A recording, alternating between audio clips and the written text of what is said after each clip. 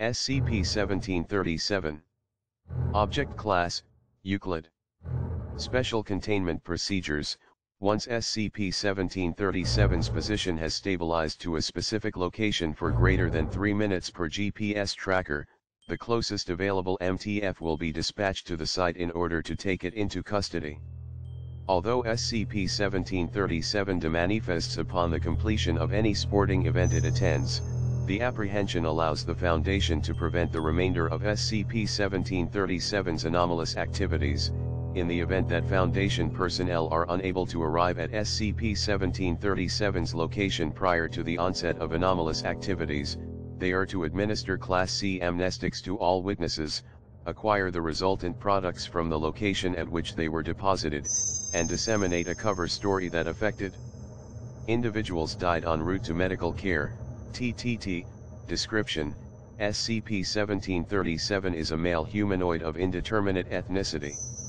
SCP-1737 appears at amateur sporting events as a replacement for a referee for the game, wherein the missing referee is unexpectedly ill, injured, or otherwise detained or prevented from arriving at the sporting venue. SCP-1737's appearance varies slightly between manifestations, but is generally slightly taller than the average height of the local population, has dark-colored hair and eyes, and is always continually chewing an unknown substance without replenishing it. SCP-1737 invariably knows all the rules of the game it is refereeing, including detailed minutiae and local variations on standard rules. At some point during the game that it is refereeing, at least 2 players will simultaneously suffer potentially life-threatening injuries requiring immediate emergency medical treatment.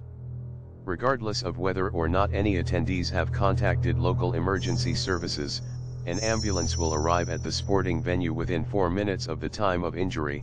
Exactly 2 of the injured players will be loaded into the ambulance by SCP-1737, who will accompany them in the ambulance. Any additional injured individuals will be informed that the ambulance is full and to wait for the next one to arrive. Audiovisual surveillance equipment placed in the ambulance during this time suffers from data corruption or hardware failure consistent with extreme electromagnetic flux, although GPS location trackers are unaffected. The reason for this exemption is unknown, but has been exploited to place GPS trackers within SCP-1737's personal effects. The ambulance will drive to the nearest hospital or trauma center and, upon arrival, SCP-1737 will offload a single stretcher bearing an individual appearing to be an amalgamation of the 2 players originally loaded into the ambulance.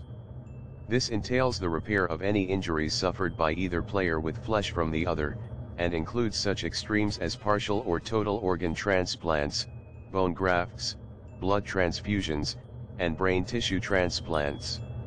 The resulting creature typically expires within 2 weeks due to systemic shock and organ rejection. In addition to the hybrid creature, SCP-1737 will offload a plastic bin similar to those used for organ transfers, labeled rejected tissue. This bin will contain all portions of each original player which were not used to produce the amalgamation and show signs of tearing, burns, and blunt force trauma. Analysis of the tissue reveals chimeric intermingling of cells, as well as massive numbers of bacteria responsible for necrotizing fasciitis.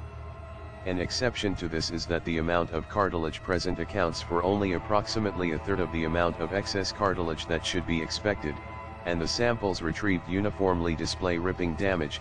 After transferring the hybridized creature to medical personnel, SCP-1737 will state that it must return to the game in order to continue refereeing and attempt to leave the premises by any means necessary. If allowed to leave, it will return to the sporting event by non-anomalous means and attempt to continue officiating, and will disappear between camera frames upon the conclusion of the game. If forcibly restrained from returning to the sporting venue, it will self-terminate using any method available, including deliberately swallowing and choking on the substance it chews or holding its breath until it asphyxiates. Once SCP-1737 is deceased, its remains will dissolve into a slurry of undifferentiated human cellular tissue. DNA analysis of this tissue matches that of the most recently amalgamated individuals in approximately 37% of all cases.